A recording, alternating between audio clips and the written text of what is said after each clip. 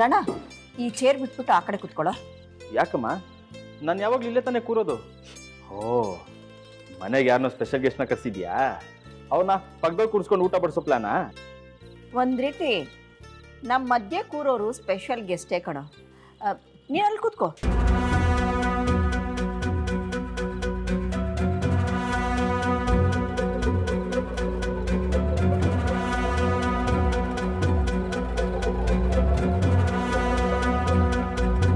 ಮಾ, ಯಾರು ಕೂರ್ತಾರಲ್ಲಿ?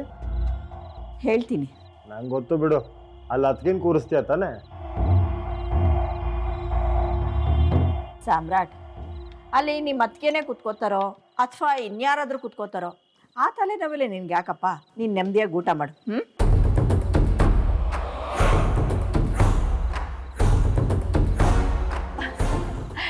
ತುಳಸಿ, ಬಾಮ್ಮ ಬಾ.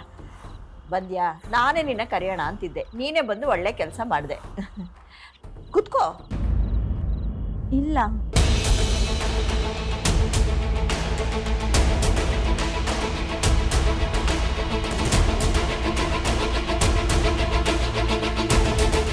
ತುಳಸಿ, ಏನ್ ಹಾಗೆ ನೋಡ್ತಿದ್ಯಾ? ಕುತ್ಕೊಮ್ಮ.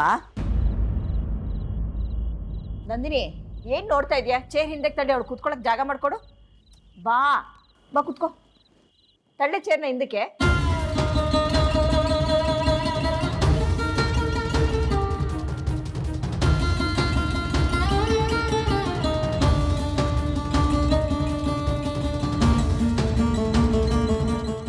ನಂದಿನಿ, ಬೆಳಗ್ಗೆ ನನ್ನ ಬಟ್ಟೆಗಳನ್ನೆಲ್ಲ ಒಣಗಾಕ್ತಿತ್ತಾನೆ, ಅದನ್ನೆಲ್ಲ ತಂದಿಟ್ಟಿದ್ಯಾ?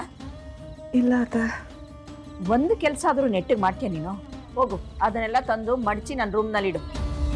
ಅತ್ತೆ, ಊಟ ಬಡಿಸ್ಬಿಟ್ಟು ಹೋಗ್ತೀನಿ.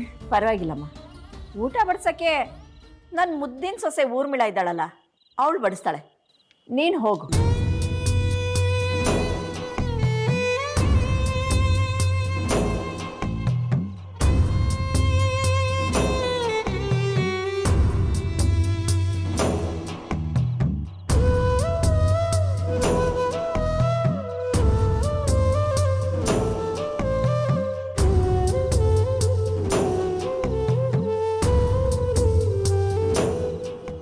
ಊರ್ಮಿಳ, ಯಾಕಮ್ಮ ಹೀಗೆ ನಿಂತ್ಕೊಂಬಿಟ್ಟೆ? ಎಲ್ಲರೂ ಊಟ ಕೂತೋರದು ಕಾಣಿಸ್ತಿಲ್ವಾ? ಅದರಲ್ಲೂ ಇವತ್ತು ನನ್ನ ಪಕ್ಕದಲ್ಲಿ ನನ್ನ ಕಿರಿ ಸೊಸೆ ಕೂತಿದ್ದಾಳೆ. ಊಟ ಬಡಿಸು. ಸರಿ ಅಮ್ಮ.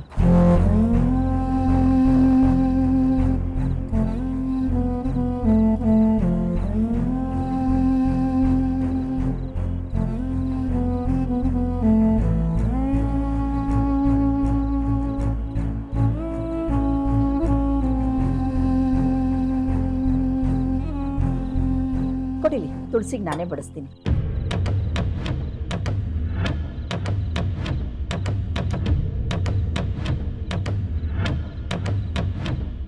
ಸಾಕು ಆಂಟಿ.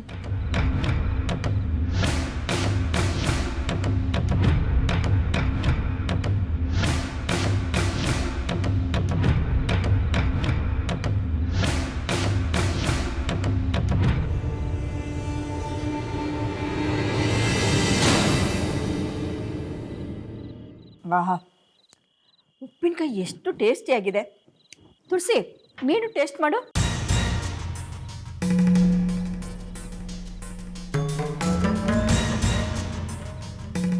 ಏನಮ್ಮ ತುಳಸಿ, ಸಂಕೋಚ ಪಡದೆ ಊಟ ಮಾಡಬೇಕು. ನೋಡಿದ್ಯಾ ನಿನ್ನ ನೀನು ಎಷ್ಟು ಸಣ್ಣಗಿದೆಯಾ? ನೀನು ಮದುವೆ ಆಗೋ ಟೈಮ್ಗೆ ಮೈ ಕೈ ತುಂಬಿಕೊಂಡು ಚೆನ್ನಾಗಾಗಿರ್ಬೇಕು. ನಾನು ಹಾಗೆ ಗುಂಡು ಹಾಗೆ.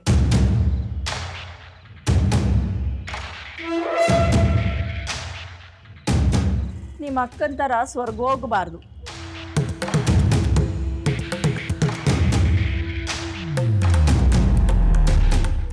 ಊರ್ಮಿಳಾ, ನನ್ನ ಚಿಕ್ಕ ಸೊಸೆಗೆ ಅಂತಾನೆ ನಾಟಿ ಹಸುವಿನ ತುಪ್ಪ ತರಿಸಿದ್ದೀನಿ. ಹೋಗಿ ತಗೊಂಡು ಬಾ, ಅಲ್ಲಿದೆ ಅದು.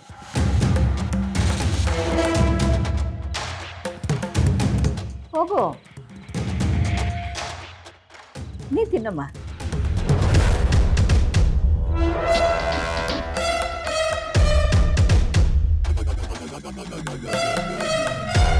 ಬಡಿಸೋಳ್ಗೆ.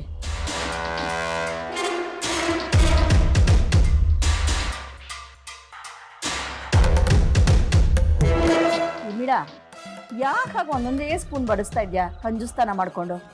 ಧಾರಾಳವಾಗಿ ಬಡಿಸು. ಅಮ್ಮ, ಅವಳು ಜಾಸ್ತಿ ತುಪ್ಪ ತಿನ್ನಲ್ಲ, ಅವಳು ಎಷ್ಟು ತಿಂತಾಳೆ ಅಂತ ನನಗೆ ಗೊತ್ತು. ಅದು ನಿಮ್ಮ ಮನೇಲಿ. ಈ ಮನೆಯಲ್ಲಿ ಅವಳು ಎಷ್ಟು ತಿನ್ನಬೇಕು ಎಷ್ಟು ತಿನ್ನಬಾರ್ದು ಅನ್ನೋದು ನನಗೆ ಗೊತ್ತು. ಬಡ್ಸಮ್ಮ.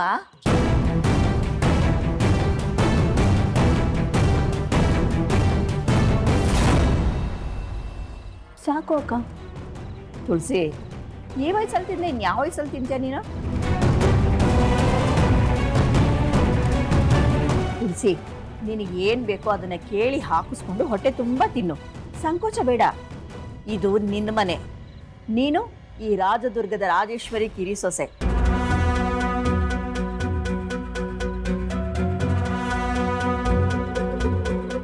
ಊರ್ಮಿಳಾ, ಏನ್ ನೋಡ್ಕೊಂಡು ನಿಂತಿದ್ಯಾ?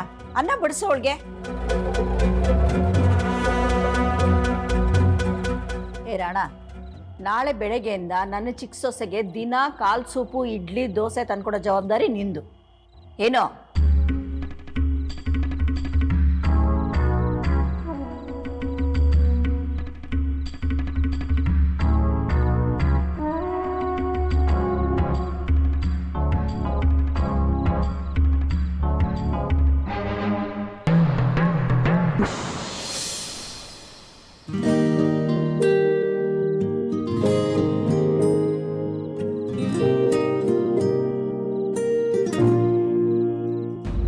ಅಕ್ಕ, ಅತ್ತೆ ಹಾಗೆ ಮಾಡಿದ್ರು ಅಂತ ಬೇಜಾರಾಯ್ತಾ? ನನಗೆ ಯಾಕಮ್ಮ ಬೇಜಾರಾಗುತ್ತೆ? ಎಲ್ಲ ರೀತಿಯ ಅವಮಾನ ಸಹಿಸ್ಕೊಂಡು ನನಗೆ ಅಭ್ಯಾಸ ಆಗಿದೆ. ಅಕ್ಕ, ನೀವೇನೇ ಹೇಳಿದ್ರು ನಿಮ್ಮ ನೋವು ಸಂಕಟ ನನಗೆ ಅರ್ಥ ಆಗುತ್ತೆ ಅಕ್ಕ. ನನಗೆ ಸ್ವಲ್ಪ ಟೈಮ್ ಕೊಡಿ, ಎಲ್ಲ ಸಮಸ್ಯೆಗೂ ಒಂದು ಪರಿಹಾರ ಹುಡುಕ್ತೀನಿ. ಊರ್ಮಿಳಾ, ಕೆಲವು ಸಮಸ್ಯೆಗಳಿಗೆ ಪರಿಹಾರನೇ ಇಲ್ಲ. ಅದೊಂಥರ ಕ್ಯಾನ್ಸರ್ ಹುಳು ಇದ್ದಾಗೆ. ಅಕ್ಕ, ಇಷ್ಟು ದಿನ ಕಥೆಯಲ್ಲಿ ವಿಲನ್ ಯಾರು ಅನ್ನೋ ಸರಿಯಾದ ಕ್ಲಾರಿಟಿ ಇರಲಿಲ್ಲ. ಅದಕ್ಕೆ ನನಗೂ ಕಷ್ಟ ಆಗ್ತಿತ್ತು. ಆದರೆ ಈಗ ವಿಲನ್ ಯಾರು ಅಂತ ಗೊತ್ತಾಗಿದೆ. ಇನ್ನೇನೇ ಇದ್ರೂ ಯುದ್ಧ ಅಷ್ಟೇ ಬಾಕಿ. ನಾವು ನ್ಯಾಯಸಮ್ಮತವಾಗಿ ಅಶ್ವಮೇಧ ಯಾಗದ ಕುದುರೆನ ಕಟ್ಟಿ ಪರೋಕ್ಷವಾಗಿ ಯುದ್ಧಕ್ಕೆ ಆಹ್ವಾನ ನೀಡೋಣ.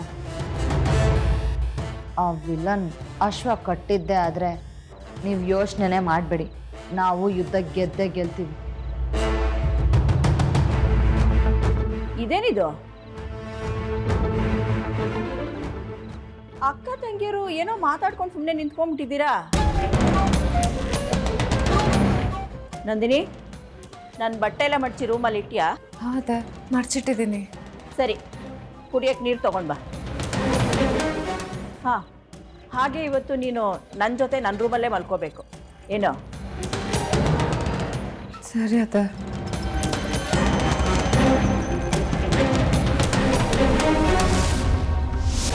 ನಿಂತ್ಕೊಳ್ಳಿ ಅಕ್ಕ. ಇವತ್ತು ಅತ್ತೆ ಜೊತೆ ಅತ್ತೆ ರೂಮಲ್ಲಿ ನಾನು ಮಲ್ಗ್ತೀನಿ.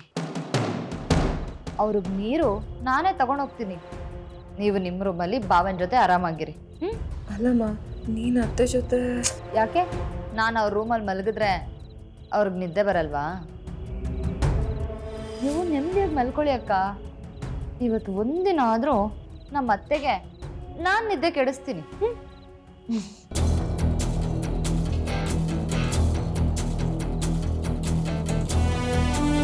ಅಲ್ಲ ಊರ್ಮಿಳಾ, ಅಕ್ಕ, ಏನು ಯೋಚನೆ ಮಾಡಬೇಡಿ, ಆರಾಮಾಗಿ ಹೋಗಿ ಮಲ್ಕೊಳ್ಳಿ.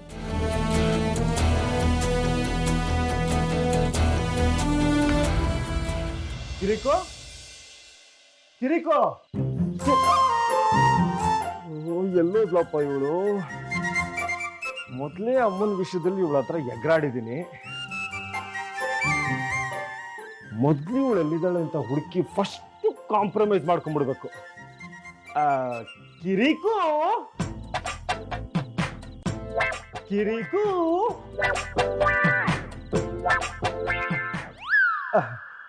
ಕಿರಿಕೋ, ಕಿರಿಕೋ, ಲೈ ಕಿರಿಕೋ, ನೋಡಿದ್ರು ಹೋಗ್ತಾ ಇದೆಯಲ್ಲ, ಮಾತಾಡೆ. ನನ್ನ ಮೇಲೆ ಕೋಪನಾ? ಅಯ್ಯೋ ಸರ್, ನಿಮ್ಮ ಮೇಲೆ ನಾನು ಯಾಕೆ ಕೋಪ ಮಾಡ್ಕೊಳ್ಳಿ ಸರ್? ಮತ್ತೆ ಮಾತಾಡ್ಸಿದ್ರು ಮೌನ ಗೌರಿ ತರ ಹೋಗ್ತಾನೆ ಇದೆಯಲ್ಲ. ಸುಮ್ಮನೆ ನಿಮ್ಮ ಹತ್ರ ಕಿರಿಕಿ ಯಾಕೆ ಅಂತ. ಕಿರಿಕ ನಾನೆಲ್ಲ ಕಿರಿಕ್ ಮಾಡ್ತೀನಿ. ಫೋಟೋ ವಿಷಯ ಅಮ್ಮನಿಗೆ ಕೇಳಕ್ ಹೋಗ್ಬೇಡ ಅಂದೆ, ತಪ್ಪ? ಅದಕ್ಕೆ ನೀನು ನನ್ನನ್ನ ಕಿರಿಕು ಅಂದ್ಬಿಡೋದ? ಒಳ್ಳೆ ತರ್ಲೆ ಹುಡುಗಿ. ಬಾ ನಾವು ರೂಮ್ಗೆ ಹೋಗಿ ಮಾತಾಡೋಣ. ಏ ಬಿಟ್ರಿ ಕೈನಾ, ಬಿಟ್ರಿ. ನಾನಿವತ್ತು ನಮ್ಮ ರೂಮಿಗೆ ಬರಲ್ಲ. ಯಾಕೆ? ನನಗಿಷ್ಟ ಇಲ್ಲ. ಲೇ, ನಾನು ಬಾಯಿಗೆ ಬಂದಂಗೆ ಬೈದಾಗ, ಹೊಡೆದಾಗ, ಕೂಗಾಡ್ದಾಗ, ಮಾತೇ ಆಡ್ತಾ ಇದ್ದಾಗ ನಾನು ಬೇಡ ಬೇಡ ಅಂದ್ರೂ ನನ್ನ ರೂಮಲ್ಲಿ ಬಂದು ಮಲಗ್ತಾ ಇದ್ದೆ. ಈಗೇನೆ ನಿಂದು ತರ್ಲೆ? ನನಗೆ ಒಬ್ಬನೇ ಮನ್ಕೊಳ್ಳೋಕ್ಕೆ ಬೇಜಾರು. ಅದಕ್ಕೆ ನಾನೇನು ಮಾಡೋಕ್ಕಾಗಲ್ಲ. ಲೇ, ನೀನಿಲ್ಲ ಅಂದ್ರೆ ನನಗೆ ನಿದ್ದೆ ಬರಲ್ಲ ಕಣೆ. ಪರವಾಗಿಲ್ಲ, ದಿನದಿಂದ ತಪ್ಕೊಂಡು ಮಲ್ಕೊಳ್ಳಿ, ಅವಾಗ ತಾನಾಗೆ ನಿದ್ದೆ ಬರುತ್ತೆ. ಲೇ ಕಿರಿಕು, ನಿಂತ್ಕೊಳ್ಳೆ. ಎಂತ ಜನ್ಮ ಅಪ್ಪ ಈ ಗಂಡು ಜನ್ಮ. ಲೇ ಲೂಸು, ಇವತ್ತು ನನ್ನ ರೂಮಲ್ಲಿ ಮಂಗಲ್ಲ ಅಂದೆ, ಇನ್ನೆಲ್ಲಿ ಮಲಗ್ತೀಯಾ? ಓ, ನಿನ್ ತಂಗಿ ರೂಮಲ್ಲಿ ಮಲಗ್ತೀಯಾ? ಇಲ್ಲ, ಮತ್ತೆ ಅಮ್ಮನ ರೂಮಲ್ಲಿ ಅಮ್ಮನ ಜೊತೆ ಕಷ್ಟ ಸುಖ ಮಾತಾಡ್ತಾ, ಸಾಧ್ಯ ಆದರೆ ಆ ಫೋಟೋ ಬಗ್ಗೆ ರಾತ್ರಿ ಪೂರ್ತಿ ಇನ್ವೆಸ್ಟಿಗೇಷನ್ ಮಾಡ್ತೀನಿ. ನೀನು ಅಮ್ಮನ ಜೊತೆ ಮಲಗ್ತೀಯಾ? ಹ್ಞೂ ಜಾಣ ಮರಿ, ನಾನಿವತ್ತು ಅಮ್ಮನ ಜೊತೆ ಅಮ್ಮನ ರೂಮಲ್ಲೇ ಮಲಗ್ತೀನಿ. ಬರ್ಲಾ? Good night.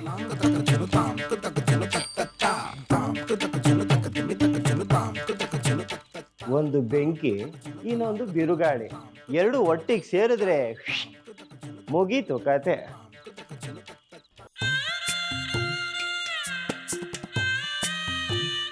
ಹೆಂಗಿದ್ದೊಂದು ಲೈಫು ಹೆಂಗಾಗೋಯ್ತು.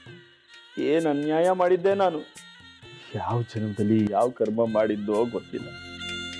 ನೆಮ್ಮದಿಯಾಗಿ ನನ್ನ ಹೆಂಡತಿ ಜೊತೆ ಮಲಗೋ ಆಗಿಲ್ಲ, ಒಂದೆರಡು ಮಾತಾಡೋ ಆಗಿಲ್ಲ, ಕಷ್ಟ ಸುಖ ಹಂಚ್ಕೊಳ್ಳೋ ಆಗಿಲ್ಲ. ನಂದು ಒಂದು ಭಾಳ ಚಿಕ್ಕವನಿರ್ಬೇಕಾದ್ರು ಈ ತಲೆದಿಮ್ನೇ ತಪ್ಕೊಂಡು ಮಲ್ಕೊಂತ ಇದ್ದೆ. ಕಾಲೇಜ್ಗೆ ಹೋಗೋ ಟೈಮಲ್ಲಿ ತಲೆದಿಮ್ನ ತಪ್ಕೊಂಡು ಮಲಗ್ತಿದ್ದೆ. ಮದುವೆ ಆದಮೇಲೆ ಇದೆಲ್ಲ ಸರಿ ಹೋಗುತ್ತೆ ಅಂತ ಅನ್ಕೊಂಡಿದ್ದೆ. ಆದರೆ ನನ್ನ ಜೀವನ ಇಷ್ಟು ಖರಾಬ್ ಆಗುತ್ತೆ ಅಂತ ನಾನು ಯಾವತ್ತೂ ಅನ್ಕೊಂಡೇ ಇರಲಿಲ್ಲ. ಮದುವೆ ಆದಮೇಲೂ ಈ ಪಿಲ್ಲೋನೇ ತಪ್ಕೊಂಡು ಮಲಗಬೇಕು ಅಂದರೆ ಹೊಣೆ ಬರೋಕ್ಕೆ ಹೊಣೆ ಯಾರು?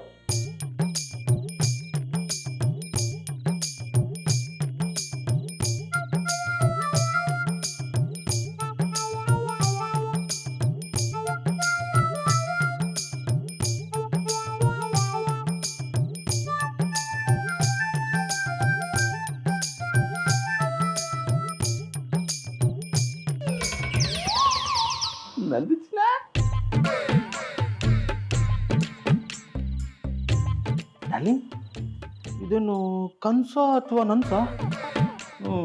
ನೀನು ಮಲಗಕ್ಕೆ ಅಮ್ಮನ ಜೊತೆ ಹೋಗ್ಬೇಕಿತ್ತಲ್ವಾ? ಅಮ್ಮನ ಕೈ ಕೊಟ್ಟು ಗಂಡನ ಜೊತೆ ಮಲಗಕ್ಕೆ ಬಂದಿದ್ಯಲ್ಲ, ನನ್ನ ಮೇಲೆ ಲವ್ವಾ? ಮಾತಾಡು ಚಿನ್ನ, ನಿನ್ನ ಅಮ್ಮನೇ ಕಳ್ಸಿದ್ರ ಅಥವಾ ನೀನಾಗೆ ಬಂದ್ಯಾ? ನಮ್ಮಮ್ಮನೂ ಕಳಿಸ್ಲಿಲ್ಲ, ನಾನಾಗಿನೂ ಬರಲಿಲ್ಲ. ನನ್ನ ತಂಗಿ ಊರ್ಮಿಳ ಕಳಿಸಿದ್ಲು, ಅದಕ್ಕೆ ಬಂದೆ. ನೋಡಿ, ನನಗೆ ನಿದ್ದೆ ಬರ್ತಿದೆ, ನಾನು ನೆಮ್ಮದಿಯಾಗಿ ಮಲಗಬೇಕು.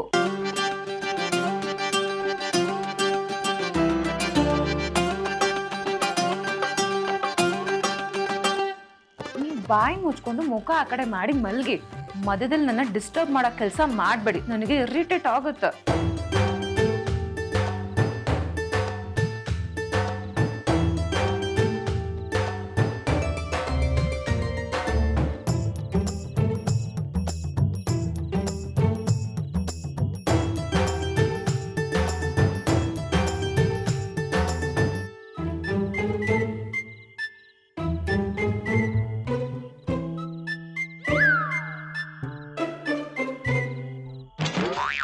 ರೀ, ಏನ್ರಿ ಆಯ್ತು?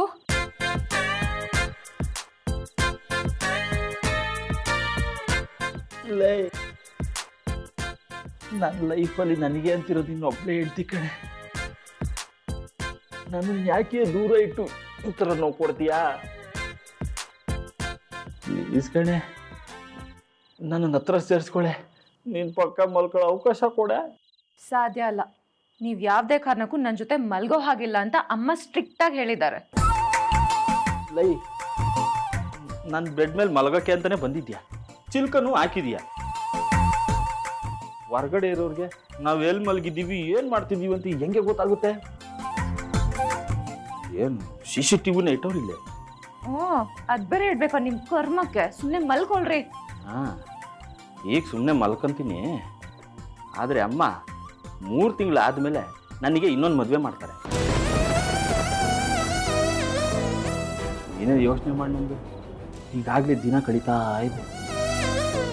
ಏನೇನೋ ಪ್ರೆಗ್ನೆಂಟ್ ಅಂತೂ ಆಗಿಲ್ಲ, 3 ತಿಂಗಳು ಕಳೆದ್ಬಿಟ್ರೆ ಆಮೇಲೆ ನಮ್ಮ ಕತೆ ಏನು? ಅದಕ್ಕೆ ಹೇಳ್ತಾ ಇರೋದು, ಸಿಕ್ಕಿರೋ ಸಣ್ಣ ಪುಟ್ಟ ಚಾನ್ಸ್ನ ಮಿಸ್ ಮಾಡ್ಕೋಬಾರ್ದು. ಅರ್ಥ ಮಾಡ್ಕೊ ನನ್ನ. ನಿಮ್ಮನ್ನು ಏನ್ರಿ ಅರ್ಥ ಮಾಡ್ಕೊಳ್ಳೋದು? ಎಲ್ಲರೂ ಮುಂದೆ ಜಗಳ ಆಡ್ತೀರಾ, ರೂಮಿಗೆ ಬಂದು ಕಾಲು ಹಿಡ್ಕೊಳ್ತೀರಾ. ನಿಮ್ಮನ್ನು ನೋಡ್ತಾ ಇದ್ರೆ ನನಗೆ ಕೆಟ್ಟು ಕೋಪ ಬರುತ್ತೆ, ಮೈ ಎಲ್ಲ ಉರಿದೋಗುತ್ತೆ. ದಯವಿಟ್ಟು ಹಿಂದೆ ಆಗಿರೋ ತಪ್ಪನ್ನ, ಮುಂದೆ ಮಾಡೋ ತಪ್ಪನ್ನೆಲ್ಲ ಕ್ಷಮಿಸ್ಬಿಟ್ಟು ಹೊಸ ಜೀವನ ಆರಂಭ ಮಾಡೋದಕ್ಕೆ ಒಂದು ಅವಕಾಶ ಮಾಡಿಕೊಡು ಚಿನ್ನ. ಬೇಜಾರು ಮಾಡ್ಕೊಬೇಡ ಚಿನ್ನ, ಬೇಕಾದ್ರೆ ನೀನು ಕಾಲ್ಗೂ ಬಿದ್ದುಬಿಡ್ತೀನಿ. ಅದಕ್ಕಾದ್ರೂ ನನ್ನ ಮಾತು ಕೇಳೆ. ರೀ, ಏನ್ರಿ ಮಾಡ್ತಿದ್ದೀರಾ? ಸರಿ ಸರಿ, ಆದ್ರೆ ಇದೇ ಕೋನೆ. ಮತ್ತೆ ನಿಮ್ಮಮ್ಮ ಮುಂದೆ ಇದ್ದಾರೆ ಅಂತ ಜಗಳ ಮಾಡೋದು, ಬೈಯೋದೆಲ್ಲ ಮಾಡಿದ್ರೆ ಅಷ್ಟೇ ನಿಮ್ಮ ಕತೆ. ಏನಾದ್ರೂ ಪರವಾಗಿಲ್ಲ, ನಾನು ನಿಮ್ಮ ಜೊತೆ ಮಾತಾಡೋದು ಇಲ್ಲ, ಮಲ್ಗೋದು ಇಲ್ಲ. ಇನ್ಮೇಲೆ ಹಂಗೆಲ್ಲ ಆಗಲ್ಲ ಚಿನ್ನ. ನಾನು ನಿನ್ನವನು, ನಿನ್ನ ಮನೆಯವನು. ಇರು, ಬೇಗ ಹೋಗಿ ಲೈಟ್ ಆಫ್ ಮಾಡಿ ಹೋಗ್ಬಿಡ್ತೀನಿ. ದೊಡ್ಡ ತರ್ಲೇರಿ ನೀವು.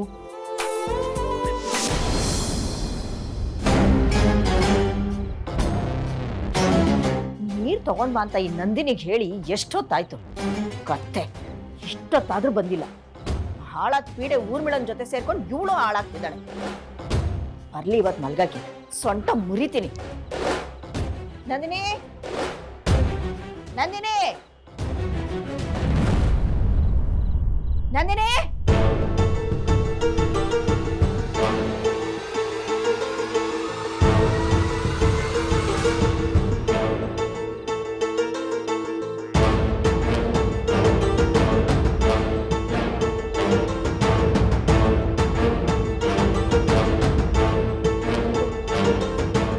ಊರ್ಮಿಳ, ನಾನು ಒಳಗಡೆ ಬರ್ಬೋದಾ ಅಮ್ಮ?